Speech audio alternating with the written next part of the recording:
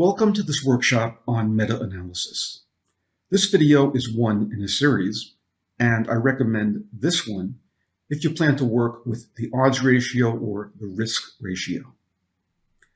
This video includes both a basic section and also an advanced section. I'll cover the following topics: how to enter data, how to run the analysis, how to estimate the mean effect size, how to understand heterogeneity in effects, how to report the results, and how to create plots. I'll also cover the following topics: how to perform a subgroups analysis, how to perform a meta-regression, and how to assess the potential impact of publication bias. I'll be using the software Comprehensive Meta-Analysis, or CMA. Our website is metaanalysis.com. There, you can download a free trial of the software and also the datasets used in this video. This analysis is discussed in the text Systematic Reviews in Healthcare, 3rd edition.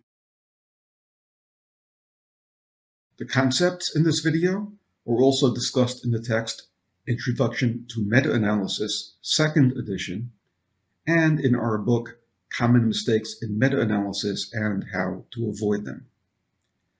The analysis includes 17 studies that looked at the impact of St. John's Wort on depression.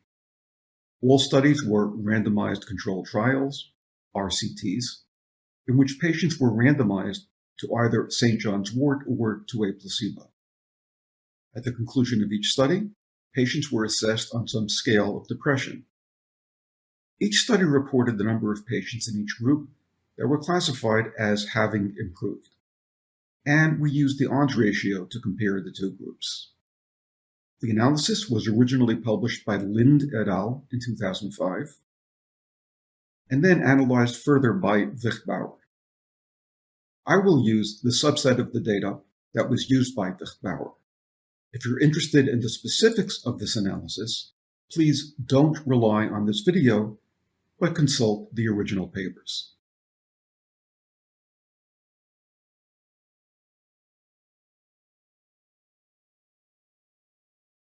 Let's look at the data first in Excel. The file is called stjohnswort.xls. There's a column here with the study names. These two columns display data for the treated group. This column shows the number that improved, and this column shows the total sample size in the treated group. These two columns display data for the control group. This column shows the number that improved, and this column shows the total sample size in the control group. There are also some columns with potential moderating variables. We'll discuss those later. I want to copy this data into CMA. I'll highlight all the relevant cells. Notice that I'm including the row with the labels. I click Ctrl-C to copy. I'll open CMA. I'll close this box. I click in this cell. I click Ctrl-V to paste. I want to take these labels and move them into the header. I click Format, Use First Row as Labels. At this point, the labels are correct, but I still need to identify the function of each column. On the menu, there's a button that I can use to insert columns, and I would use that if I wanted to create new columns. And there is a separate button that I can use to identify the function of columns that already exist. Since the columns are already in the grid and I want to identify their functions, I'll use identify rather than insert. I click on the first column, and I click Identify Column for study names. The program changes the header to study name. Next, I want to identify the function of these columns. Recall that the labels here have been carried over from the Excel file and are TXIMPR for treated improved, TXN for treated sample size, and so on. I click Identify Column for effect size data. The program opens this wizard. CMA will accept data in many formats, and so I need to tell the program which format I want to use. I also have the option of entering data for some studies in one format, for other studies in a second format, and so on. At the bottom, I choose Show All 100 Formats, and I click Next. This is the row that will allow me to compare two groups. I choose that, and I click Next. On this frame, I choose dichotomous number of events, because I'll be comparing the number of events in the two groups. Here I choose unmatched groups prospective, for example, controlled trials or cohort studies. And finally, I choose events and sample size in each group, since that's the format we saw a moment ago in Excel. If I were inserting these columns, the Finish button would light up. Since the columns already exist, and I need to match each column with its function, the Next button lights up. I click Next. I need to identify the column that holds the number of events in the treated group. I click here and scroll down to the line labeled TXIMPR, or Treated Improved. I need to identify the column that holds the sample size in the treated group.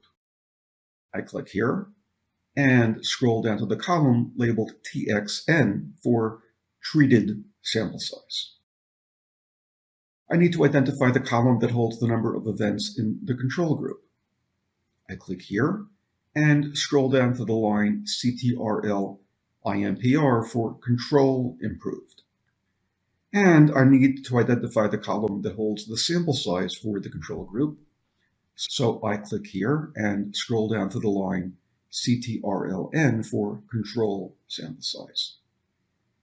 I click Finish. This column has been labeled Group A Events. This column has been labeled Group A Total N. This column has been labeled Group B Events. And this column has been labeled Group B Total N. The program opens a wizard so that I can assign my own labels to the two groups.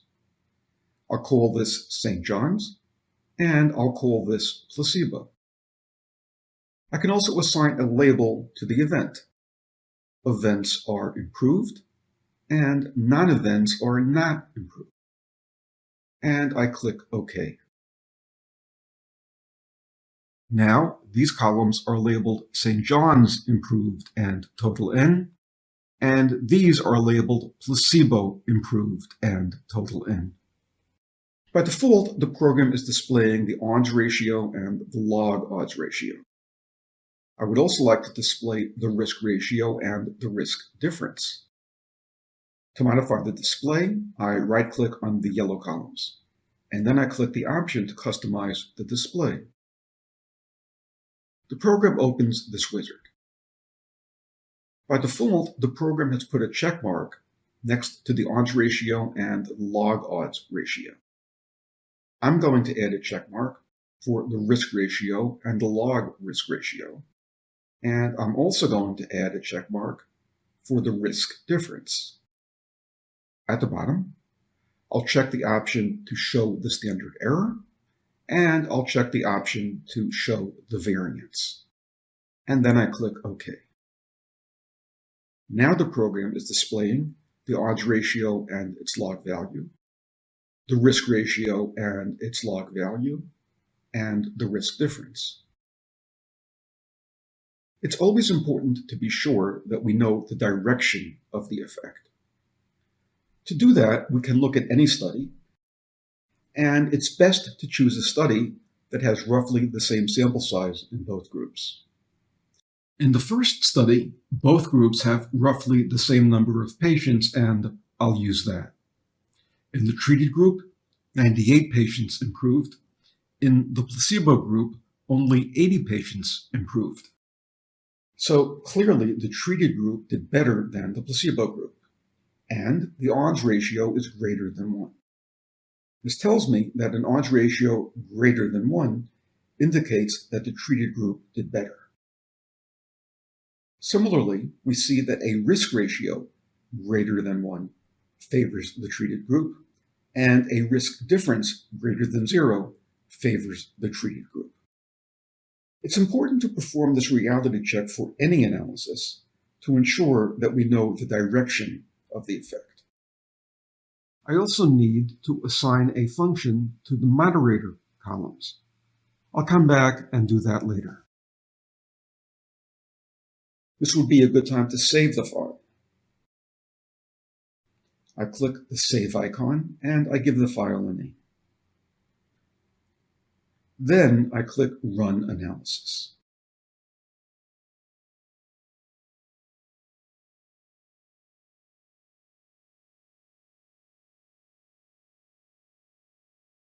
This is the main analysis screen.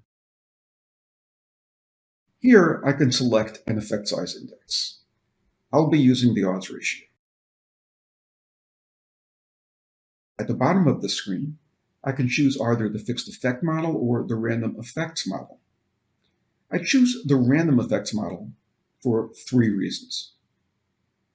This issue is the subject of a full lecture in our workshop, but briefly, the reasons are as follows. First, the random effects model allows me to take account of the study-to-study variance when assigning weights to each study. Second, it allows me to assess the dispersion in effect size across studies. And third, this model will allow me to generalize from the studies in the analysis to the universe of comparable studies, which is what I intend to do. Next, I'd like to set the scale for the forest plot. I right-click on the plot, I select Scale, and I select a log scale of 0.01 to 100. Next, I'd like to sort the studies by effect size so that I can get a general sense of how widely the effect size varies across studies. I right-click on the column labeled odds ratio, and I click Sort from low to high. I get the sense that the observed effect size in most studies falls in the range of around 0.7 to 7.5. However, this is only intended to give me a general sense of the dispersion. We'll compute the actual dispersion momentarily.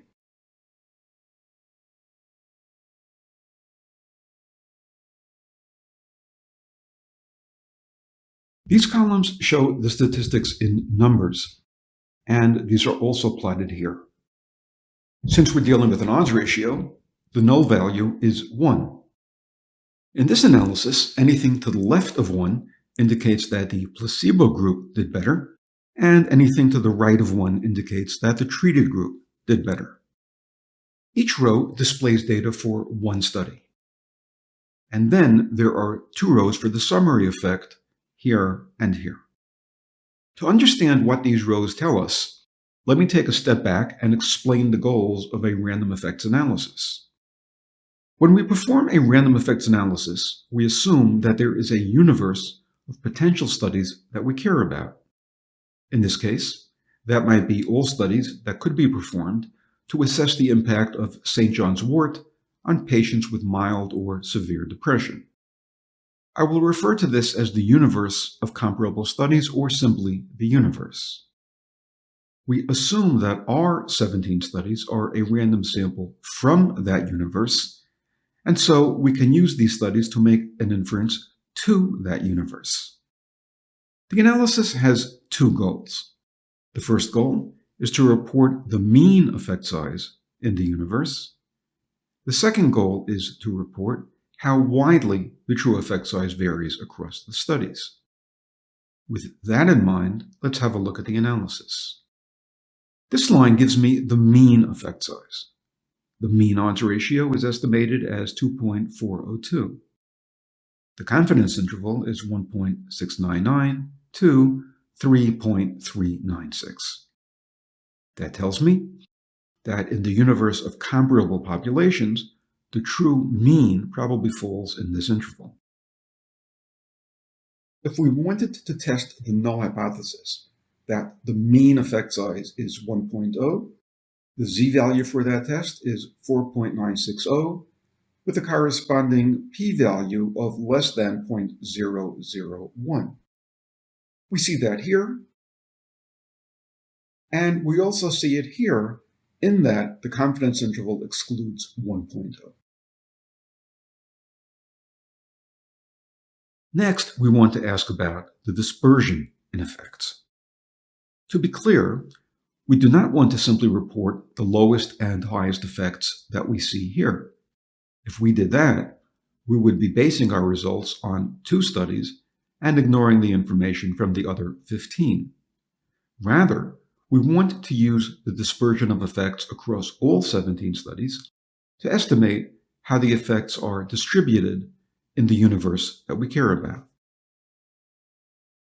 To compute the actual amount of dispersion, we do something similar to what we would do in a primary study. We compute the standard deviation of true effects, then we compute an interval based on the mean plus or minus 2 standard deviations. If we can assume that the effects are normally distributed in the relevant units, we would expect that the true effect size in 95% of all comparable populations will fall within that interval. Before I explain how we do that, I want to address 2 common mistakes. Some researchers think that the confidence interval tells us something about the dispersion in effects. For example, they might think that the effect size in individual studies ranges from here to here. That is absolutely wrong. The confidence interval is an index of precision, not an index of dispersion. It tells us how precisely we have estimated the mean. It says nothing about how widely the effect size varies. A second common mistake is that people think that the I-square statistic tells us how much the effect size varies. While this is a very common mistake, it is still a mistake. The I-squared statistic does not tell us how much the effect size varies. I've discussed this in other videos and papers. For now, I'll simply make the following point. In this analysis, I-squared is 71%. On that basis, how much does the effect size vary? The answer is there is no way to know. The I-squared statistic simply does not provide that information. In a variant of this mistake, researchers sometimes use I-squared to classify the heterogeneity as being low, moderate, or high. These classifications are meaningless for 2 reasons. First, they're based on I-squared, and I-squared does not tell us how much the effect size varies.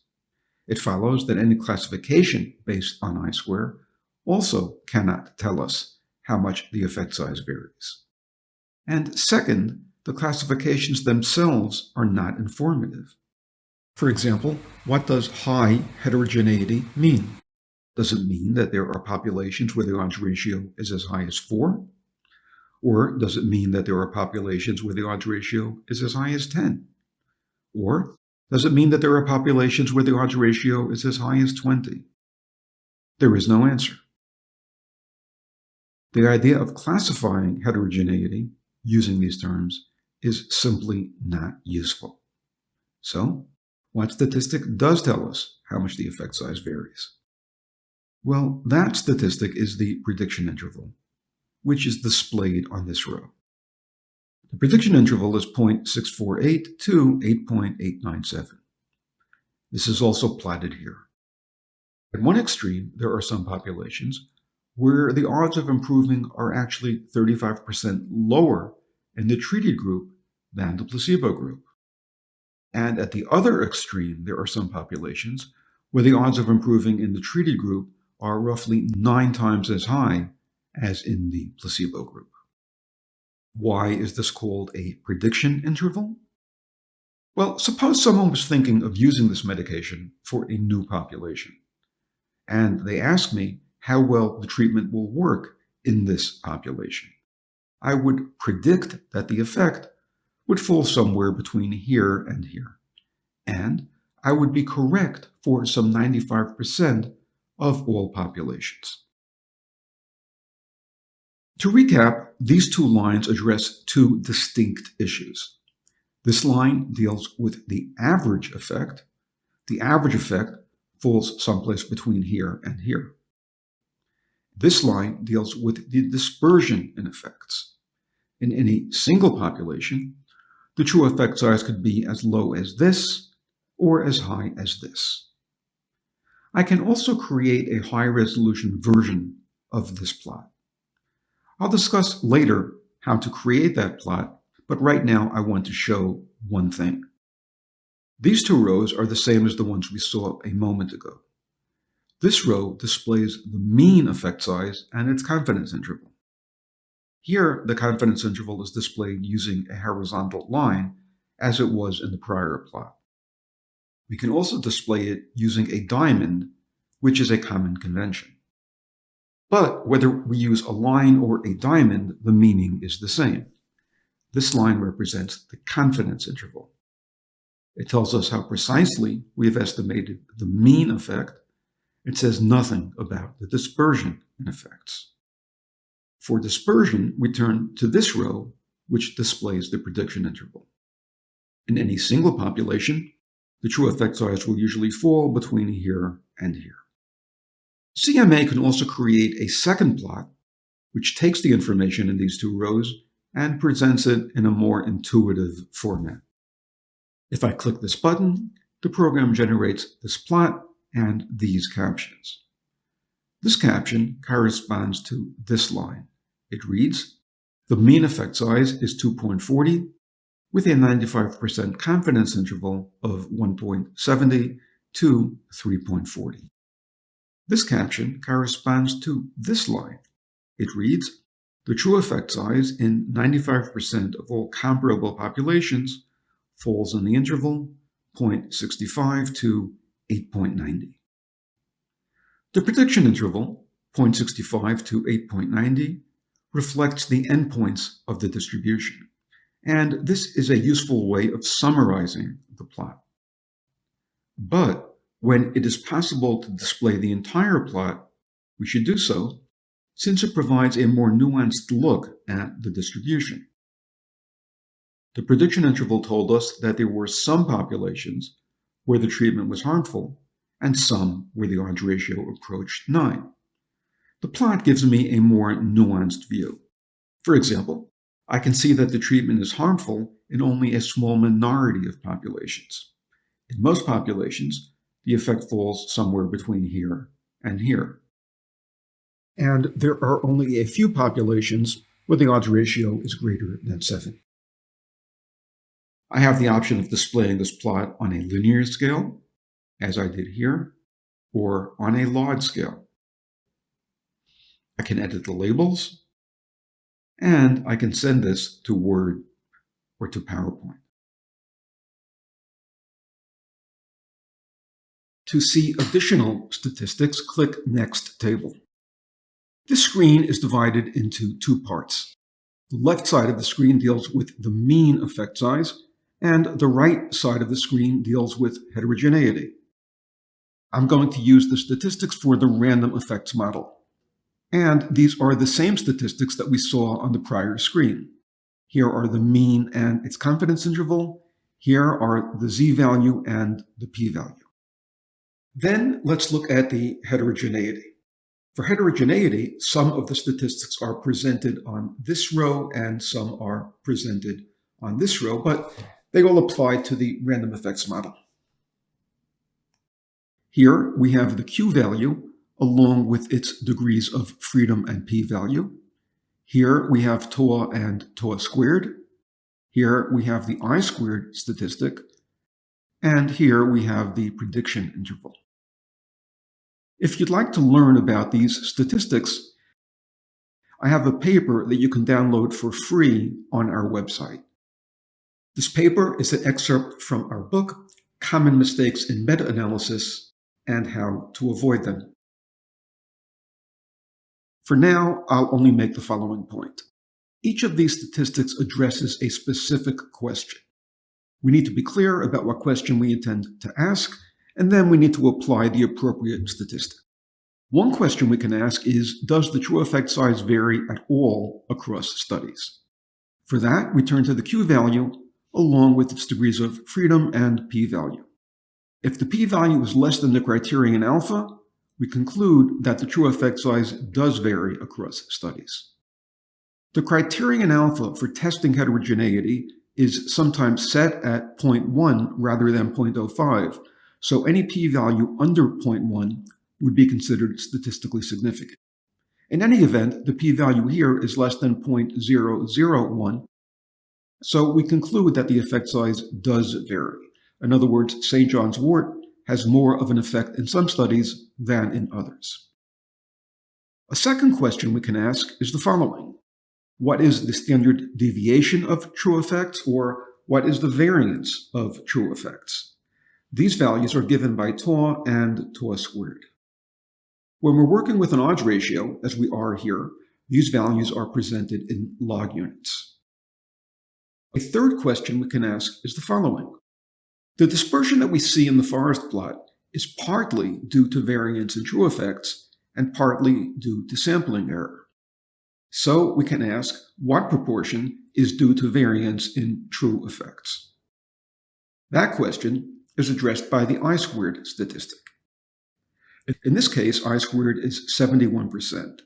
This tells us that 71% of the variance that we see reflects variance in true effects. The other 29% is simply sampling error. Note that 71% is a proportion. It does not tell us how much variance there is. The fourth question we can ask is the following. What is the range of true effects? Or, if I were to pick one population at random from the universe of comparable populations, what would the true effect size be in that population? And that question is addressed by the prediction interval. In 95% of all populations, the true effect size falls between 0.65 and 8.90. In practice, papers typically report the Q-value along with its p-value, and they report tau squared and I-squared. A common mistake in papers that report a meta-analysis is that these statistics, especially I-squared, are interpreted as telling us how much the effect size varies. However, that is incorrect. They do not tell us how much the effect size varies. That question is addressed only by the prediction interval. There's one very important caveat to all of this. In order to estimate heterogeneity reliably, we need a minimum number of studies in the analysis. The number of studies needed will vary based on several factors. However, we might use 10 as a useful minimum to provide a sense of scale. When there is variation in the effect size, and there are less than 10 studies in the analysis, we cannot have confidence that any of the statistics related to heterogeneity will be reliable. And this includes I-squared and tau squared, as well as the prediction interval.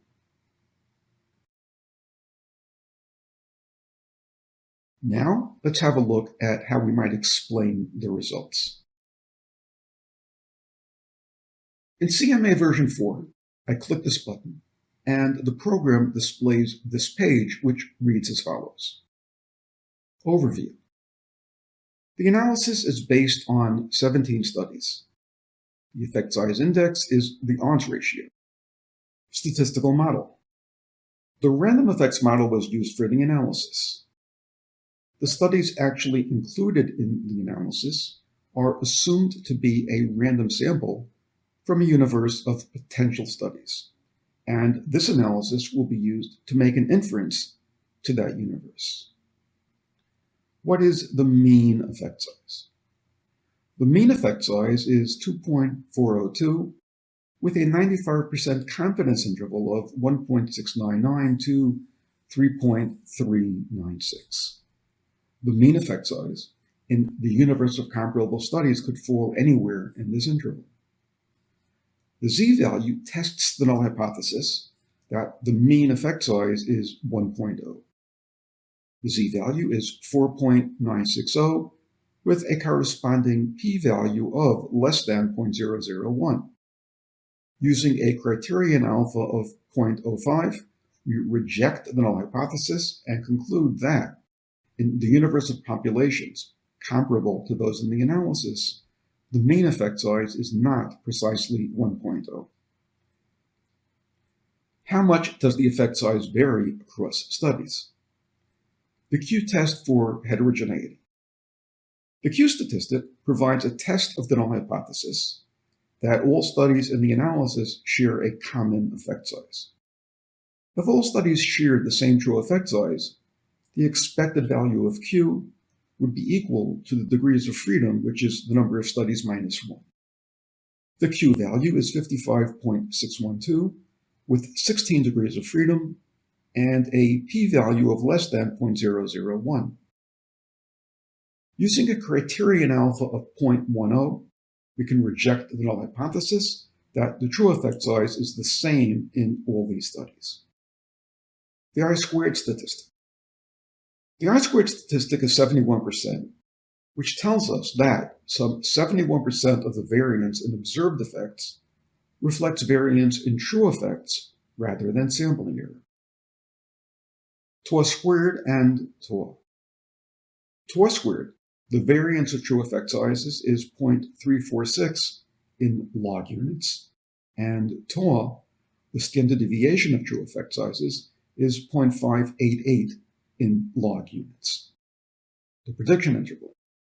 If we assume that the true effects are normally distributed in log units, we can estimate that the prediction interval is 0.648 to 8.897. The true effect size in 95% of comparable populations falls in this interval. Please note that my intention here is not to have the program write the report. I'm simply trying to ensure that the statistics are interpreted properly. Along those lines, there's also an option to annotate this report and provide additional explanation. For example, if I click that option, the section on I-squared would read, the I-squared statistic. The I-squared statistic is 71%, which tells us that some 71% of the variance in observed effects reflects variance in true effects rather than sampling error. Notes on I-squared. There's a common belief that I-squared tells us how much the effect size varies across studies. In some cases, I-squared values have been employed to classify the amount of variation as being low, moderate, or high. While this interpretation of I-squared is ubiquitous in some fields, it is nevertheless incorrect. I-squared is a proportion, not an absolute amount.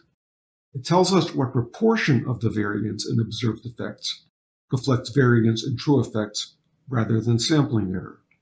It does not tell us how much the effects actually vary. The statistic that tells us how much the effect size varies is the prediction interval, which is discussed below. Finally, the program inserts citations and references. The report can be exported to other programs such as Word. The core text is displayed in black, and the annotations are displayed in blue.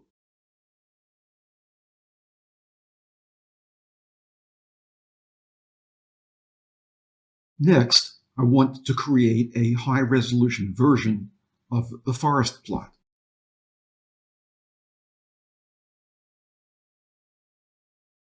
First, I want to modify this screen. Specifically, I want to hide some of the columns which will leave more room for the remaining columns. I right-click in this area to open a panel.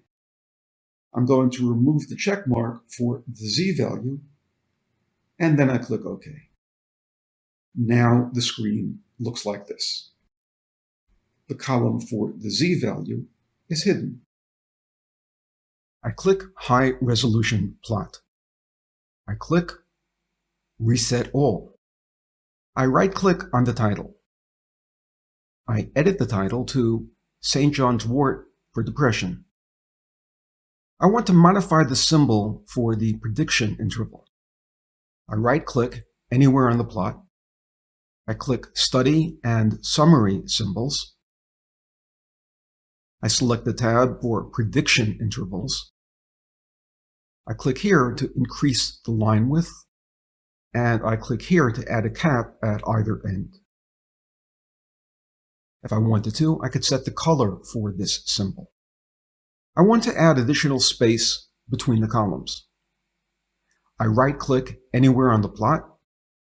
I select the tool for spacing and forest plot width.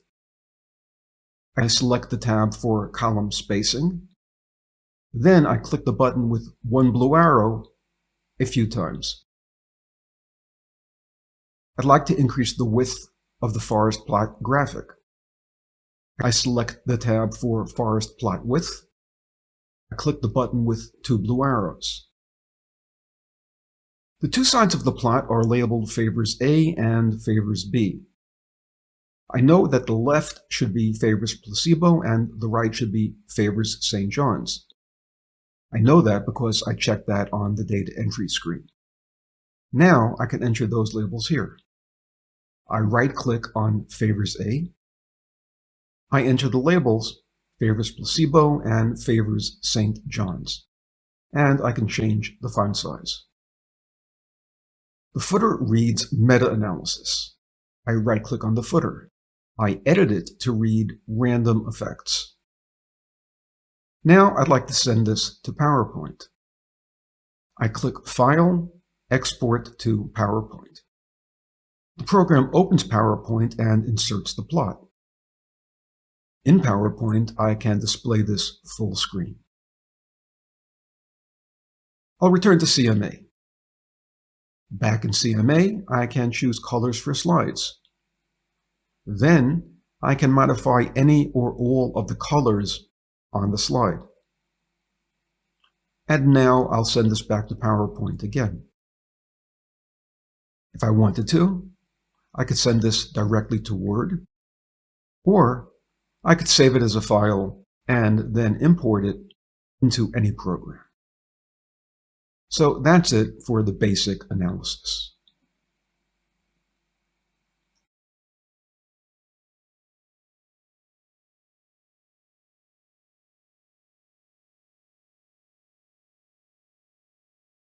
When we analyze a primary study, we typically perform a sensitivity analysis. This means that we might perform a series of analyses to ensure that the results are robust. For example, we might want to ensure that the results were not overly influenced by one outlier. We can do something similar in a meta-analysis. Here, I'll introduce some procedures that we might want to include as part of a sensitivity analysis. One issue we might want to explore is how much of an impact each study has on the analysis. Recall that the summary effect size is a weighted mean of the individual effect sizes. We might want to see how much weight each study was assigned in the analysis. If I click this button, I can display a column with the relative weight assigned to each study. Initially, these bars are on a scale of 0% to 100%. To see the weights more clearly, I can right-click here. I choose Scale Relative to Maximum. This simply changes the scale so that the differences among weights are easier to see. Additionally, I can sort by relative weight. I select Sort from high to low. The studies that are assigned the most weight appear at the top. the studies that are assigned the least weight appear toward the bottom. If it should turn out that one or two studies dominated the analysis, I would want to report that and consider the implications. As it turns out, we can see that no study gets more than around 8% of the weight. And this tells me that I don't need to be concerned that any one study dominated the analysis. I also see that almost every study gets at least 4% of the weight. And this tells me that most of the studies played a role in the estimates of the mean effect size and of the heterogeneity. Another type of sensitivity analysis would be to ensure that the results are robust in the sense that the basic conclusions are not dependent on any one study. To look at this, we could run the analysis with only the first study removed, then with only the second study removed, and so on. CMA allows us to perform this kind of sensitivity analysis with one click. First, I'm going to resort the studies by effect size. Let's focus on Schmidt, since this is the study with the highest effect size, which is 7.5. At the bottom of the screen, I have a tab for basic stats and a tab for one study removed. I click on the tab for one study removed. Now, the row labeled Schmidt does not show the results for Schmidt. Rather, the row for Schmidt shows the results for an analysis based on all studies except for Schmidt.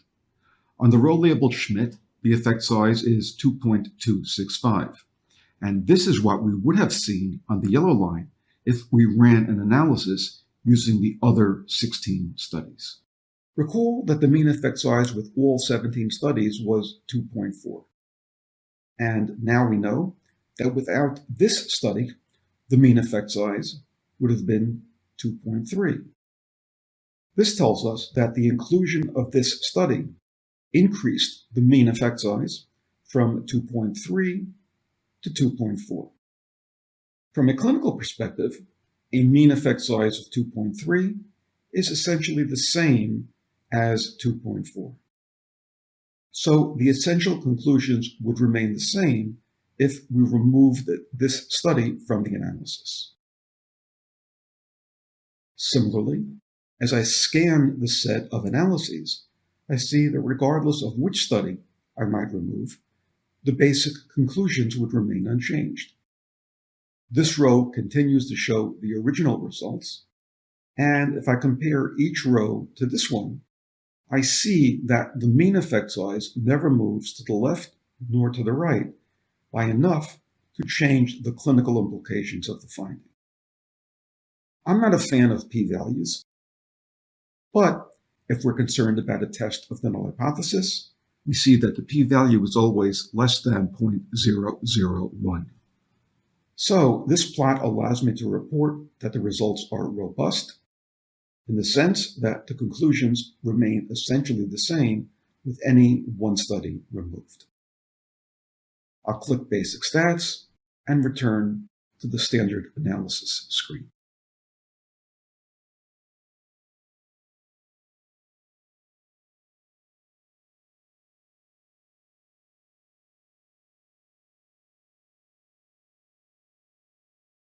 Next, I'd like to perform an analysis for publication bias. I'll click Analysis, Publication Bias. The program displays what is traditionally known as a funnel plot. The large studies are plotted at the top, and small studies are plotted at the bottom. This line corresponds to the mean effect size. The diamond corresponds to the mean effect size and its confidence interval.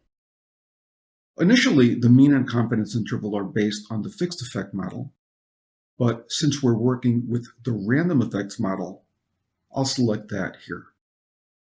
The mean and confidence interval now match those that we saw on the main analysis screen. Notice that the scale here is in log units. An odds ratio of 1, indicating no difference between groups, would correspond to a log value of 0. So this is the null value. Anything to the right of this indicates that the treated group did better than the placebo group. The mean effect size, an odds ratio of 2.4, corresponds to a log value of 0.88. The term publication bias refers to the idea that studies that are statistically significant are more likely to be published than studies which are not statistically significant. Since the studies that are statistically significant tend to have larger effects than studies which are not statistically significant, the studies that are published and included in the analysis will tend to report higher estimates of the effect size. And this will lead us to overestimate the magnitude of the mean effect. If there were no publication bias, we would expect the following. The large studies would be distributed evenly on either side of the mean, and the smaller studies would be distributed evenly on either side of the mean. By contrast, if there is publication bias, we might expect the following. The large studies will still be distributed on either side of the mean. These studies tend to be statistically significant even when the effect size is relatively small. And even when a large study is not statistically significant, there are still incentives to publish it. Among the small studies, however, the situation is different. Small studies that report larger effects are more likely to be statistically significant and will be published. But small studies that report smaller effects are less likely to be statistically significant and may not be published. And that could be what we're seeing here. We see a cluster of studies here with relatively large effects, but we do not see a corresponding cluster here. It's possible that these studies were performed but not published. One of the procedures that has been proposed to address publication bias is called trim and fill. The idea behind this procedure is that if we could somehow recover these studies and add them to the analysis, we could see how much the effect size would shift to the left. To apply trim and fill, I need to decide if I expect studies to be missing to the left of the mean or to the right of the mean. The mean is here, and the null value is here. Non-significant studies will fall closer to the null value, which in this case is to the left of the mean. And so that's where I would expect studies to be missing. I click View, Trim, and Fill. I click Look for Missing Studies to the left of the mean. There's an option to use either the fixed effect model or the random effects model to look for the missing studies. While we will be using the random effects model to conduct the analysis, there is still a convention to use the fixed effect model to look for missing studies. If I want to follow that convention, I make that selection here. And then I click Funnel Plot.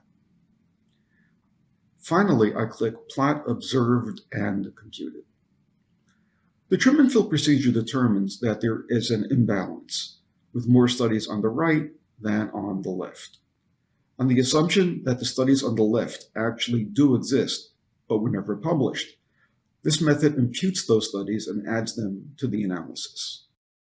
We can see them here. On the bottom, we now have two diamonds. Based on the original studies, the mean effect size and its confidence interval would be here. Based on the original studies plus the imputed studies, the mean effect size and its confidence interval would be here. To see the actual values corresponding to these diamonds, I can again click View, Trim, and Fill. As I mentioned before, there's a convention to use the fixed effect model for determining how many studies might be missing. Even if we adopt that convention, when we rerun the analysis with the inclusion of these studies, we still want to apply the random effects model. This section shows the results for the random effects model, and it's the one that we want to use. This table shows the results as odds ratios rather than as log units. This row shows the results based on the 17 actual studies and corresponds to the open diamond. This row shows the results based on the actual studies plus the imputed studies and corresponds to the closed diamond. The main take-home message is this. We estimated the mean effect size as an odds ratio of roughly 2.4. If the asymmetry that we see in the plot really is due to the fact that some studies were not published, the true effect size could be closer to 1.5. This is still a clinically important effect, but substantially smaller than 2.4. However, it's critically important to understand that this approach involves a lot of speculation. The trim and fill procedure, like most procedures to assess publication bias, looks to see if the effect size for small studies tends to be larger than the effect size for large studies. If we find more studies here and fewer studies here, the procedure assumes that these studies actually exist but are missing from the analysis. However, that might not be the case. It's entirely possible that small studies do actually tend to show larger effects. There are any number of reasons why this might be true. For example, it's possible that smaller studies were performed by researchers who followed the protocol more carefully than researchers in larger studies.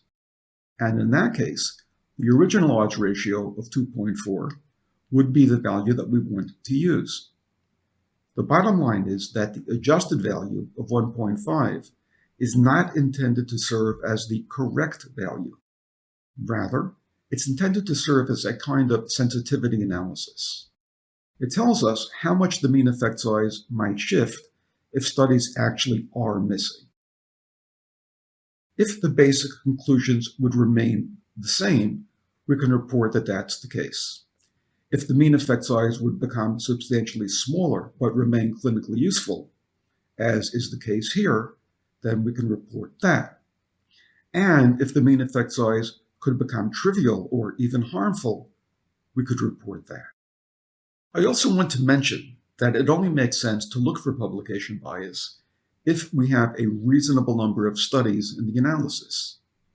Keep in mind that this procedure looks for asymmetry in the data. If we have only a handful of studies, any asymmetry could easily be due to random sampling error. CMA is able to run various other tests for publication bias.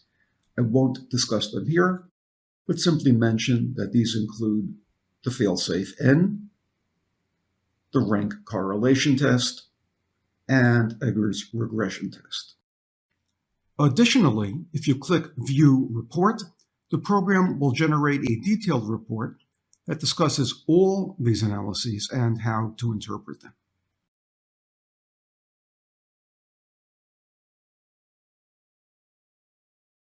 Earlier, I started by showing how we could estimate the mean effect size and the dispersion in effects. Then I took a tangent to discuss sensitivity analysis. Now let's return to the main results. The mean effect size is an odds ratio of 2.4. But we also know that the effect size in any given population might fall some distance from that mean. Concretely, we saw that the distribution looked something like this. At one extreme, there were studies where the drug reduced the odds that a patient would improve by as much as 35%. And at the other extreme, there were studies where the drug increased the odds that a patient would improve by as much as 9-fold. To understand why this matters, let's consider another analysis. Suppose we had a drug with a mean effect size of around 2.4 and a prediction interval of 2.1 to 2.7. In that case, from a clinical perspective, we could say that the drug had pretty much the same effect size in any population. If someone asked, what will the impact be for this patient? We could say that the predicted effect is close to 2.4. By contrast, consider the actual results in the current analysis. Here, the prediction interval is roughly 0.65 to 8.9. If someone asks what will the impact be for this patient, the mean effect size is not really useful. Concretely, it would not be useful to say that the mean is here when the actual effect size for this particular patient could be here or here. Therefore, what we want to do is to identify factors that might explain some of this variation. Eventually, we would like to be able to say, for this patient, we expect the treatment to be harmful, while for this patient, we expect the treatment to be helpful, and for this patient, we expect it to be exceptionally helpful.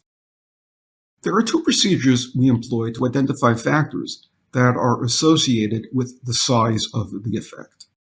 These are subgroup analysis and meta-regression. Here, I'll show how these procedures can be applied in this case. Let's return to the data entry screen. The columns over here hold data for variables that might be related to the effect size. This one is diagnosis. And for each study, it's coded either major or major/minor. Major means that the study enrolled patients with major depression only. Major/minor means that the study enrolled patients with either major or minor depression. We need to tell the program that this is a moderator variable. I double-click on the title, diagnosis. The column function is a moderator. We also need to specify the data type. The options here are categorical, integer, or decimal. We would use integer if this was something like year of publication. We would use decimal if this was something like dose. And we use categories if we are assigning a name to each category. In this case, we're dealing with categories, either major or major/minor, and so we use categorical. The next column is baseline. This is the mean depression score at baseline. I double-click on the title. The column function is a moderator. The type is decimal. And finally, this column is called total meds. This is the daily dosage multiplied by the number of days that patients were in the study. So a high value can reflect a high daily dose, a long study duration, or some combination of the two. I double-click on the title. The column function is moderator, and the type is decimal. Now we can return to the analysis screen.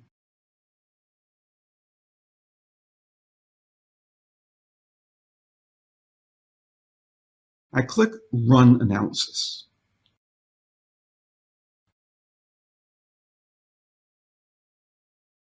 I click Random Effects.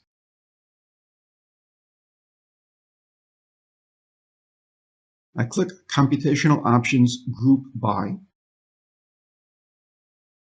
The only option displayed here is Diagnosis, and that's because this was the only moderator that was defined as categorical.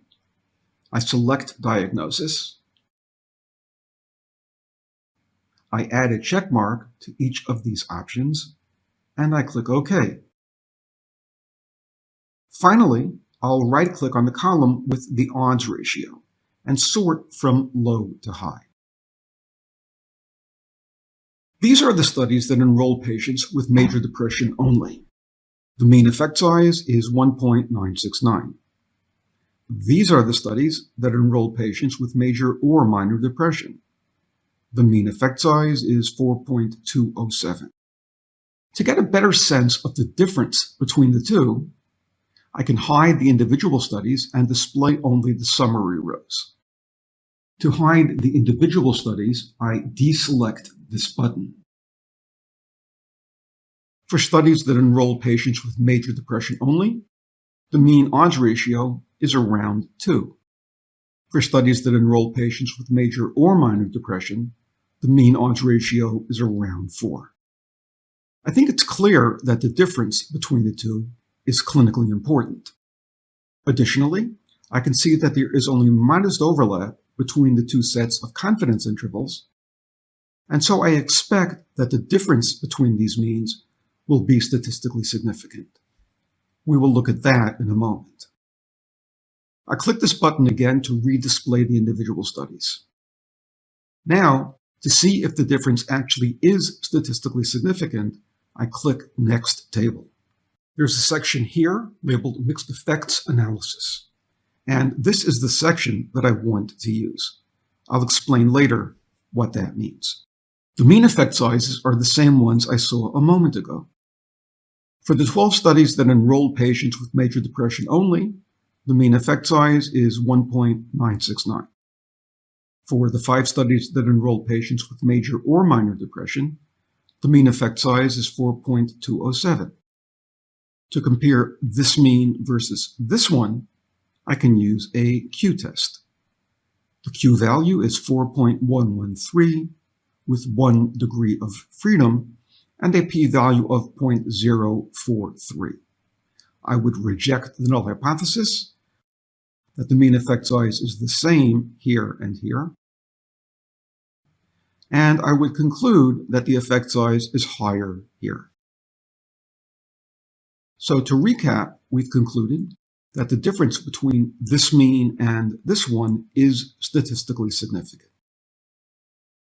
I wanted to start with that conclusion, but in running these computations, I made a series of decisions, and I need to discuss what those decisions were and why I made them.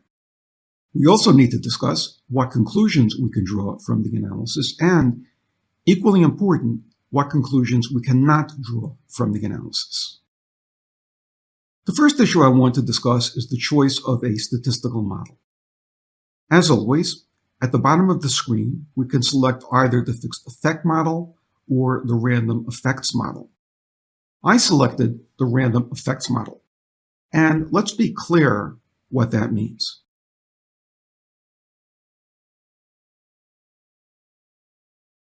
When we are performing a simple analysis without subgroups, the difference between fixed effect and random effects is as follows.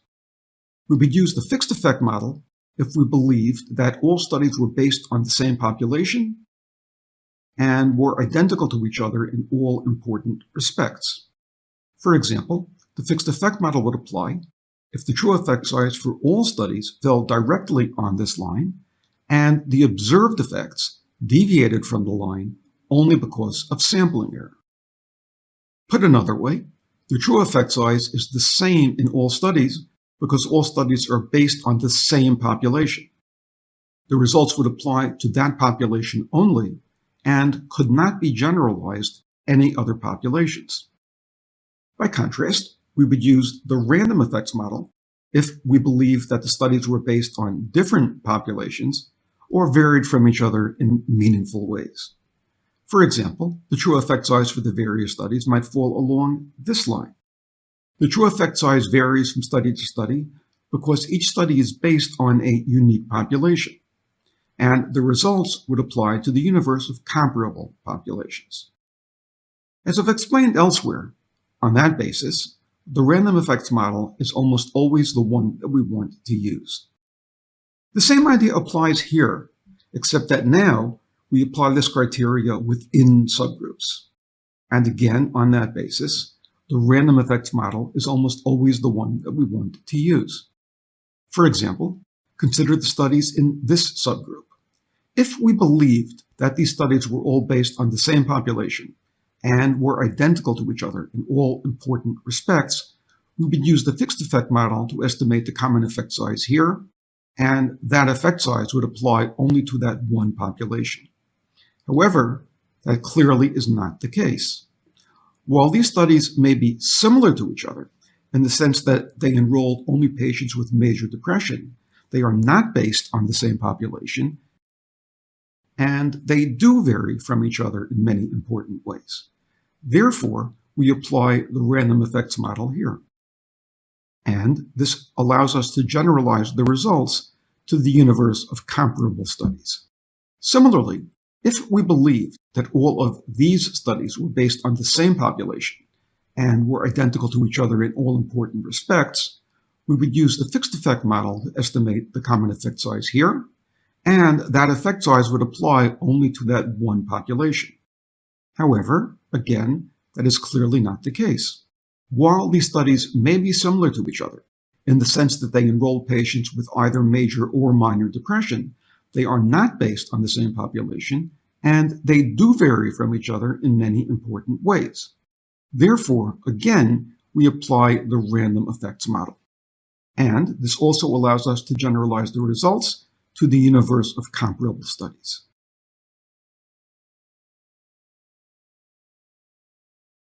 Next, let's consider how we estimate tau squared. Whenever we use the random effects model, we need to compute tau squared, the variance in true effect sizes across studies. In a simple analysis, when we have only one set of studies, we compute tau squared across all of those studies. But when we have subgroups, we must compute tau squared within subgroups. For the first set of studies, tau squared is estimated as 0.319. For the second set of studies, tau squared is estimated as 0.000. At this point, we have two options for how to use these estimates. We can pool the two estimates.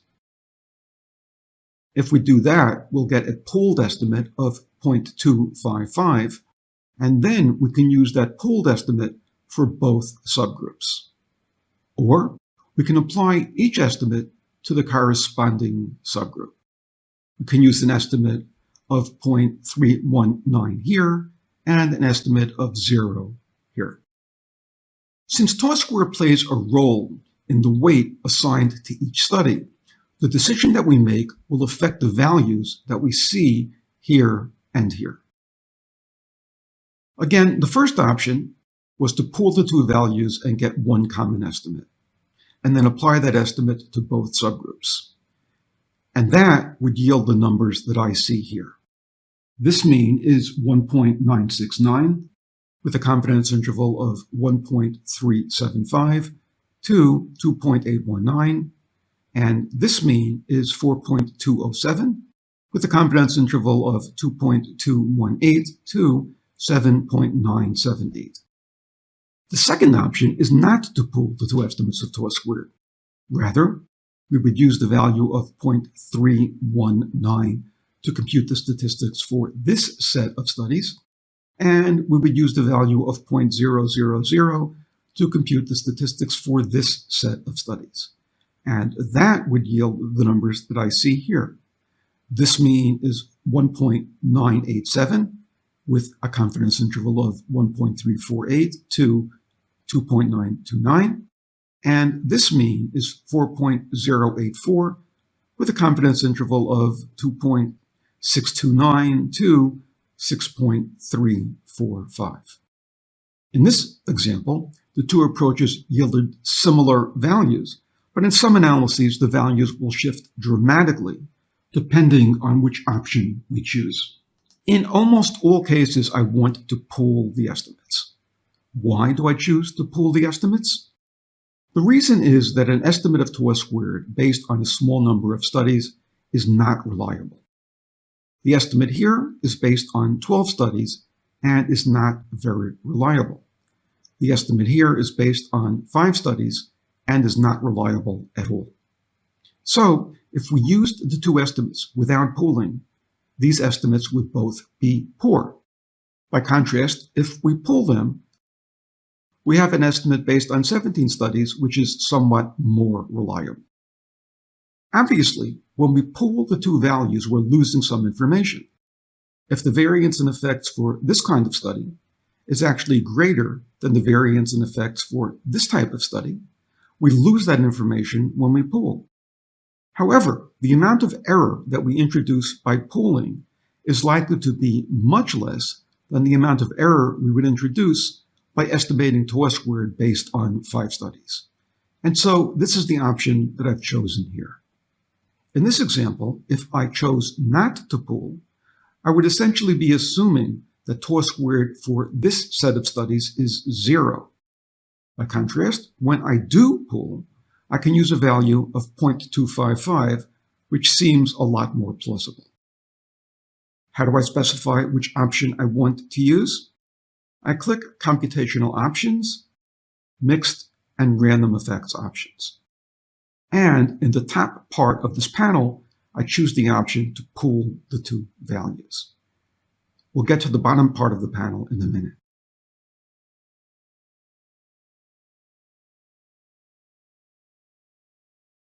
If you'd like to see the value of tau squared, click Next Table. The value of tau squared is displayed here. If I've selected the option to use separate estimates of tau squared for the first subgroup is 0.319, and tau squared for the second subgroup is 0. And these are the statistics that we would get for each group.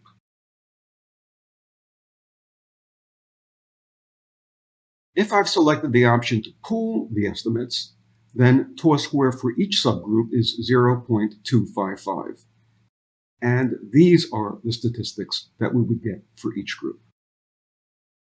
This is the option that I would use in this analysis.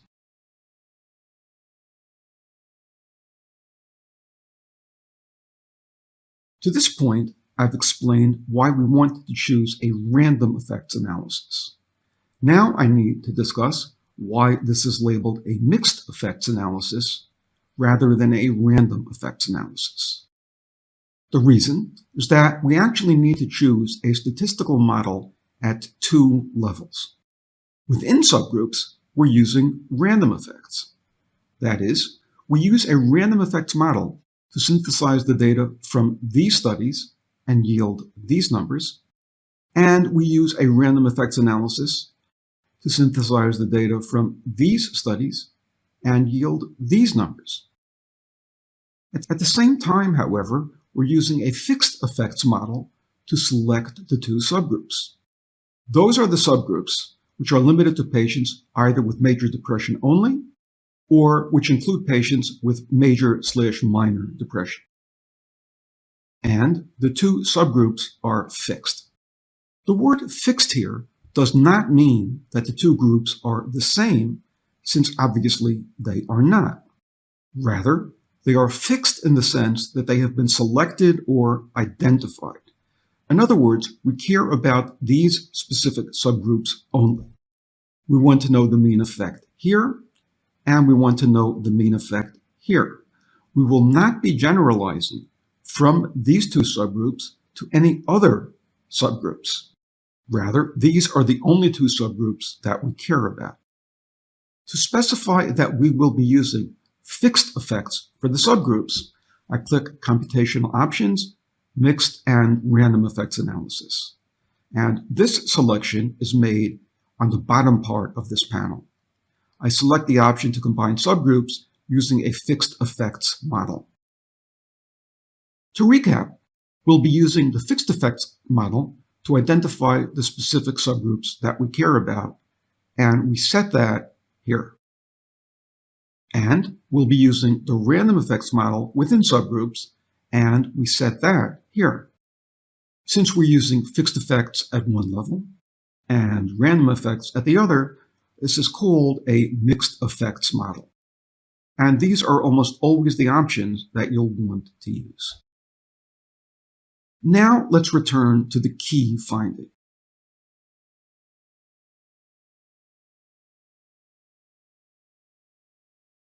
The difference between this mean and this one is statistically significant and clinically important. What does that tell us? The answer is probably not what you would expect. I am able to say that the effect size here was greater than the effect size here.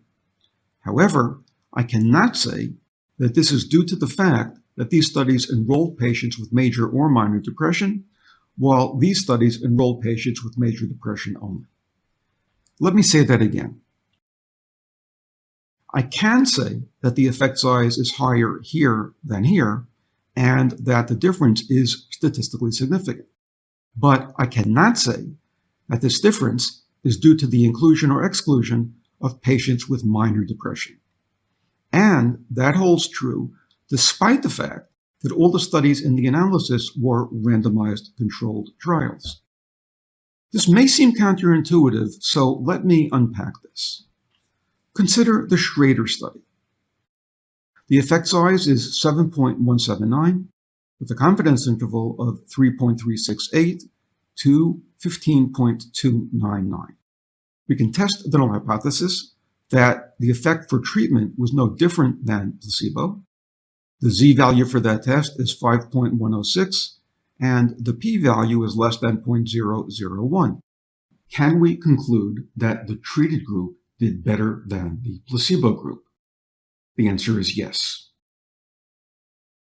Can we conclude that the St. John's wort was responsible for this difference? Again, the answer is yes. We can draw this conclusion because this study was a randomized controlled trial. Schrader started with a sample of patients. Some were randomized to the drug, while others were randomized to a placebo. Assuming that the randomization process worked properly, the two groups are similar to each other in all important ways, except for this one. Some received the drug and some received the placebo. Therefore, if one group does better than the other, we can assume that this is due to the impact of the drug. This logic applies to every one of these studies, and it also applies to the mean effect size for this subgroup of studies. In each study, the use of randomization allows us to assume a causal relationship, and that protection carries over from the individual studies to this summary effect. If the mean effect size is statistically significant, we can assume that the drug is responsible. So, for this subgroup of studies, we conclude that St. John's wort is more effective than placebo for treating depression. And the same idea applies to the studies in this set. The mean effect size here is statistically significant, and we can assume that the drug was responsible. By contrast, consider what happens when we want to compare the mean effect size for these studies versus the mean effect size for these studies. As we saw a moment ago, the difference in means is statistically significant. So we can say that the drug is more effective in these studies than it was in these. But we cannot say that the inclusion or exclusion of patients with minor depression is responsible for the difference. And the reason is that we did not use a random process to assign some of the studies to exclude these patients and others to include them. Therefore, there might be other variables which are confounded with the type of patients enrolled in the study. For example, suppose that the studies which limited enrollment to major depression tended to be short-term studies, while studies which included patients with minor depression also tended to run for relatively long periods of time. We chose to call these groups major only versus major/minor, but it's possible that we could also have labeled these studies short-term and long-term. And it's possible that duration of treatment, rather than the type of patient, is responsible for the difference in the mean effect size. Or it's possible that studies which enrolled patients with major depression only tended to use one set of criteria for classifying a patient as improved, while studies that enrolled patients with either type of depression tended to use another set of criteria. And it's possible that the way we define improvement is responsible for the smaller effect that we see here. Again, we chose to call these groups major only versus major/minor, but it's possible that a more appropriate label would have been criteria A versus criteria B. In other words, it's possible that the criteria for success, rather than the type of patient, is responsible for the difference that we see in the mean effect size, and so on for any other potential confounds. The key point is that, even when all studies in the analysis are randomized controlled trials, the difference between subgroups is almost always observational rather than causal. So we can say that the effect size was larger in studies that enrolled patients with minor depression, but we cannot say that this is due to the inclusion of those patients. It might be due to that, but it could also be due to some other factor which happens to be confounded with patient type.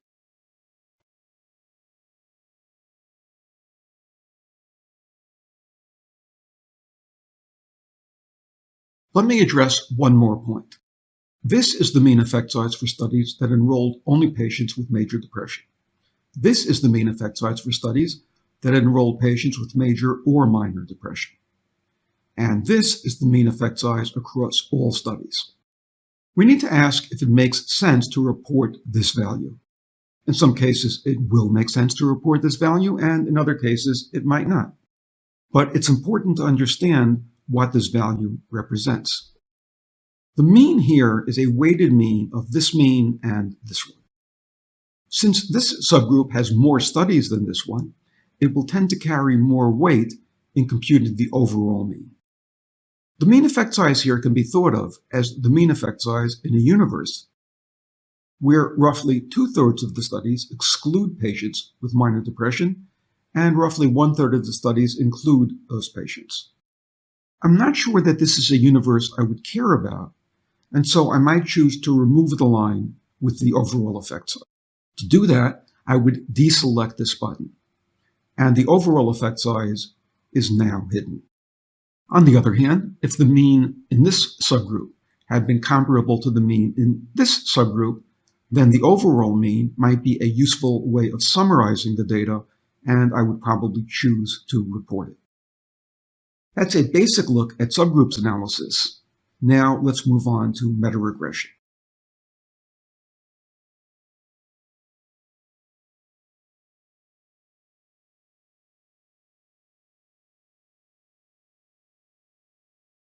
We just looked at diagnosis as a potential moderator. Other potential moderators are baseline score and total meds. Baseline is the mean depression rating at study entry. Total meds is the total amount of medication each subject was given, computed as the daily dose times the number of days in the study. Since baseline and total meds are continuous variables, we cannot use subgroups analysis to look at their relationship with effect size. Instead, we'll use meta-regression. First, I need to remove the subgrouping. I click Computational Options, Group By, and Reset. Now, we're back to the basic analysis without subgroups. I click Analysis, Meta-Regression 2, and this takes me to the regression module. This frame shows all the moderators that I had identified on the data entry screen. These are diagnosis, baseline, and total meds. Notice that this includes categorical moderators, such as diagnosis, and also continuous moderators, such as baseline and total meds. I can include either or both in a meta-regression. I click on baseline, and I click Add to Main Screen. The program moves baseline from here to here. I click on Total Meds, and I click Add to Main Screen. The program moves total meds from here to here. I'll close this box. At this point, I have two covariates on the main screen. I need to tell the program which ones I want to include in the model. I add a checkmark for baseline. I add a checkmark for total meds. And now they will both be included in the model. And then I click Run Regression. This page gives the basic statistics, and it's divided into several sections. This table reports the statistics for each covariate, with all other covariates held constant. In round numbers, coefficient for baseline is minus 0.11, and the coefficient for total meds is minus 0.02. I'll come back to this momentarily, but first I'd like to see a plot of the data, which will provide some context for understanding these statistics. I click the tab for Scatterplot. The title is Regression of log odds ratio on baseline. The x-axis is depression score at baseline. The scale goes from 10 to 26. Studies where the patients had a relatively minor depression fall toward the left, and studies that were dominated by patients with more severe depression fall toward the right. The y-axis is the effect size. Since we're dealing with a ratio, the scale is in log units. A value of 0 on the log scale corresponds to an odds ratio of 1, meaning that the treatment had no effect. A value of less than 0 on the log scale corresponds to an odds ratio less than 1, which would mean that the patients treated with St. John's wort did worse. And a value greater than 0 on the log scale corresponds to an odds ratio greater than 1, which would mean that patients treated with St. John's wort did better. The further we move in this direction, the more substantial the impact of the treatment. This toolbar displays buttons corresponding to various elements on the plot. I click Studies, and the program displays the studies. Among studies where the baseline score was less severe, the treatment impact tends to fall in this range. The log value is 1.5, corresponding to an odds ratio of roughly 4.5. The treatment increases the odds that the patient will improve by more than 4-fold. By contrast, among studies where depression was more severe at baseline, the impact of the treatment tends to fall in this range. The mean log values for these studies is roughly 0.5, which corresponds to an odds ratio of roughly 1.6. The treatment increases the odds of improvement by 60%. Next, we can fit the regression line to quantify these impressions. I click this button, and the program adds this line.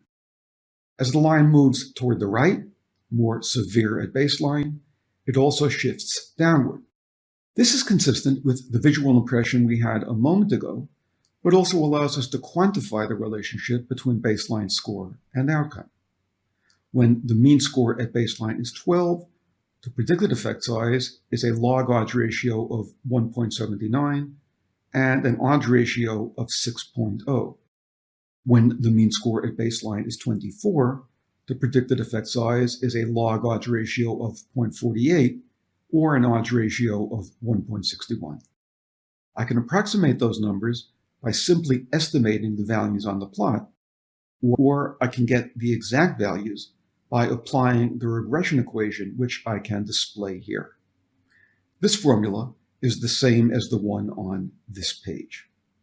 So this plot is simply a way of visualizing these results. I can add a confidence interval about the regression line. For studies with a baseline score of 12, the mean effect size is predicted to fall here, but this is only an estimate. The actual mean could fall anywhere in this interval. For studies with a baseline score of 24, the mean effect size is predicted to fall here, but again, this is only an estimate.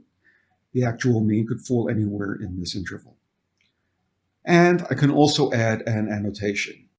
Mild cases, larger effect. Severe cases, smaller effect. Similarly, I can plot the relationship between total meds and effect size. I won't go through all the details, but the idea is the same as we saw for baseline. In studies where patients received a relatively small amount of medication, the impact of medication tended to be greater. In studies where patients tended to receive more medication, the impact of medication tended to be smaller. And I can add an annotation: less meds, larger effect; more meds, smaller effect. As I discussed when we were talking about diagnosis, the relationships that we see here are observational, not causal. We can say that the effect is larger in studies that administered less medication. However, this does not mean that there's a causal relationship and that smaller doses are more effective. Rather, what's possible, and indeed more likely, is that the drug shows a higher impact in these studies because of a confound. For example, the studies which administered less medication may have employed a particular set of criteria for classifying patients as improved, and that these criteria are especially sensitive to the impact of the treatment. To see the actual numbers, let's return to the main results screen. This table shows the relationship between each variable and effect size when all other variables are held constant. This is the relationship between baseline and the log-odds ratio when total meds is held constant. For every 1 unit increase in the baseline score, the predicted effect size will drop by roughly 0.11 log units. That corresponds to the regression line that we saw here.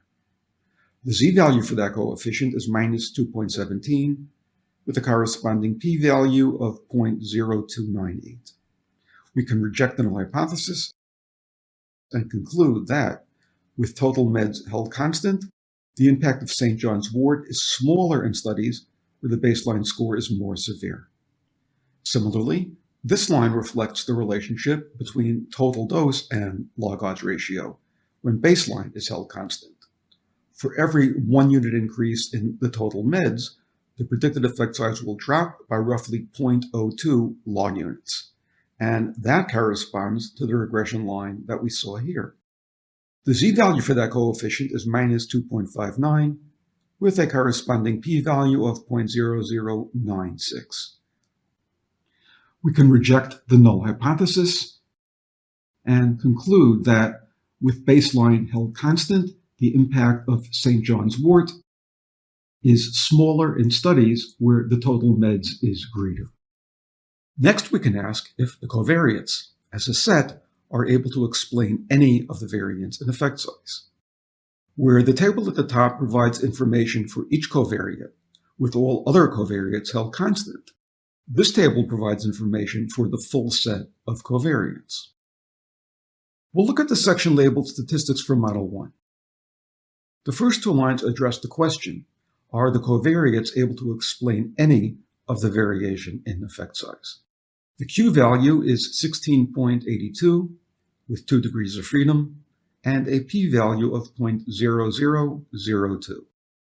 Using a criterion alpha of 0.05, we reject the null hypothesis that the covariates have no relation to effect size and accept the alternate hypothesis that at least one of the covariates, baseline or total meds, is related to effect size.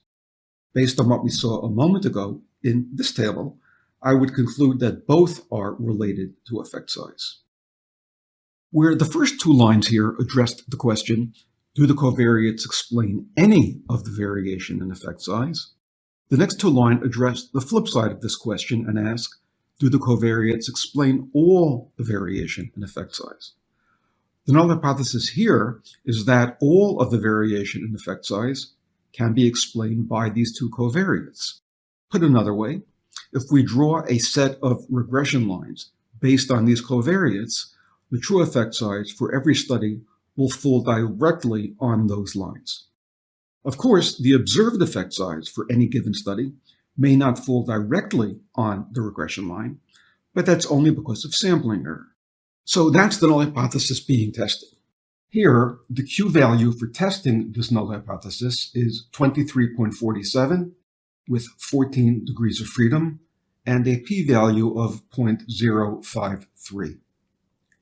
While we typically use a criterion alpha of 0.05 when we ask if a moderator is related to the effect size, that is for these rows and this one, there is a convention to use a criterion alpha of 0.10 when we test for the presence of heterogeneity, and that would apply for this row.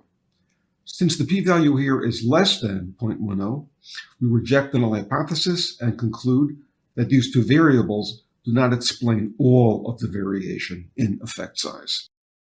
So put together, the first set of lines tells me that these covariates explain some of the variation in effect size, while the second set of lines tells me that they do not explain all of the variation in effect size. Some of the variation in effect size remains to be explained by other variables. Similarly, there is a statistic here called the R-square analog, which is 72%. This tells us that the 2 covariates are able to explain some 72% of the variation in true effects. This statistic is called the R-squared analog because it is analogous to the R-squared statistic that we use in multiple regression in primary studies, but does differ from that statistic in some important ways. To this point, I've been using the z-distribution to compute the confidence intervals and the p-values for the coefficients and for the overall omnibus effect. However, it's generally a better idea to use the Knapp-Hartung-Siddick-Yankman adjustment. This adjustment yields a confidence interval and a p-value that tends to be more accurate than the one we get using the z-distribution. I can click Computational Options, Knapp-Hartung. Now this table shows us the adjusted confidence interval, a t-value rather than a z-value, and an updated p-value. Similarly, this table shows us the f-statistic rather than the q-value. This was intended as an overview of the meta-regression module. In my workshops, I go into a lot of additional detail. For a more complete discussion of meta-analysis, consider subscribing to our workshops, which are now available online as well as in person. For information, visit metaanalysisworkshops.com. This is also where you can download the free paper about heterogeneity. In this analysis, I used the software Comprehensive Meta-Analysis. For information about the software, please visit metaanalysis.com. My name is Michael Borenstein. My email is michael@metaanalysis.com. Feel free to contact me with any questions or comments.